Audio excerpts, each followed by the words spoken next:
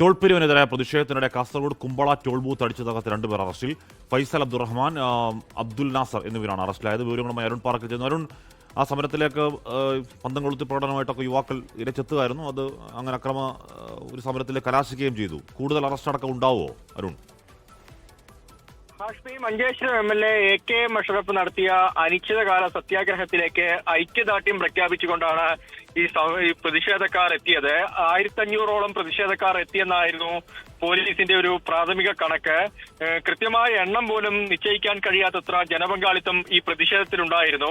ഇതിനിടയിലാണ് 500 പേർക്കെതിരെ പോലീസ് കേസെടുത്തത്. ആദ്യഘട്ടത്തിൽ ഗതാഗത തടസ്സമുണ്ട്, ദേശീയപാത 66-ൽ ഗതാഗത തടസ്സമുണ്ടാക്കി എന്ന പേരിലായിരുന്നു 500 പേർക്കെതിരെ കേസെടുത്തത്. ഇതിന് പിന്നാലെ 25ഓളം ആളുകൾ ചേർന്ന് ഈ ടോൾ പ്ലാസ അടിച്ചു തകർക്കുന്ന ഒരു സാഹചര്യമുണ്ടായി. ടോൾ പ്ലാസയുടെ ക്യാമറകളും അതുപോലെ തന്നെ ചില്ലുകളുമൊക്കെ തകർക്കുന്ന സാഹചര്യമുണ്ടായി. 25 പേർക്കെതിരെ പോലീസ് PDPP ചുമത്തി കേസെടുക്കുകയും ചെയ്തു. ഇതിലിപ്പോൾ 2 പേരെയാണ് പോലീസ് അറസ്റ്റ് ചെയ്തത്. ഉജ്ജാറിലെ ഫൈസൽ അബ്ദുൾ റഹ്മാൻ, മഞ്ചേശ്വരം സ്വദേശി അബ്ദുൽ നാസർ എന്നിവരെയാണ് അറസ്റ്റ് ചെയ്തത്.